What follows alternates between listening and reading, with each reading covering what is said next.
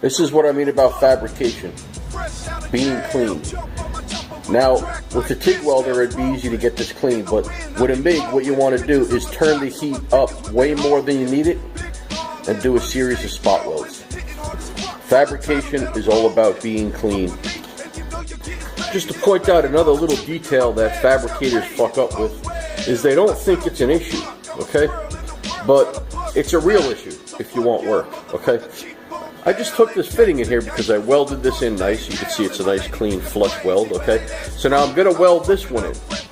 Now it's not that important to make these in line so that they're nice and straight. You see that? Actually, this could use a little tap that way.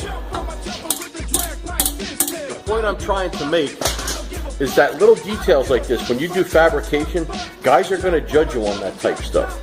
They're going to judge you on your welds. They're going to judge you on how these fittings are welded in. Now, I could easily not give a shit and just do that. Okay? But what kind of fabricator would I be if I did something like that?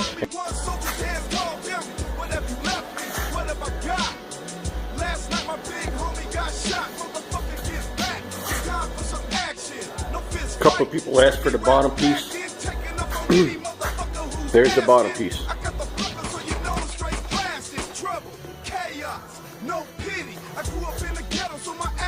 And there's your drain, just out of convenience. I made it extra clean. Even though you don't see this, this is the bottom of the fender. There's your drain. Conveniently placed under the fender so you can drain it easy. Another quickie for you guys is that fender we were working on. I had a couple holes I wanted to fill. You get yourself some bus bar. Another trick is, you see that piece of brass sticking out behind there? You just stick that behind there, you fill it with your weld, and it'll bounce off the brass, and you'll be able to fill a hole that large. After you plug weld the hole, you smooth it out. That's it. Virtually invisible. Alright, so what we're going to do is I'm going to give this to Joe. Free of charge, obviously, because he's helping me out. I'm curious to see just how radical Joe could get with it. Joe, it's been pressure tested. There's oil fittings in it.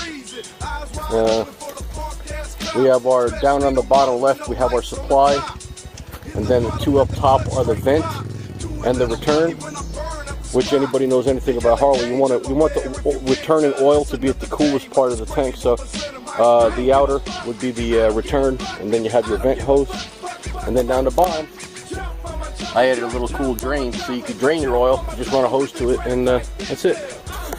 So this challenge is for Joe, RTT guy, 1969. How radically insane can you make this thing?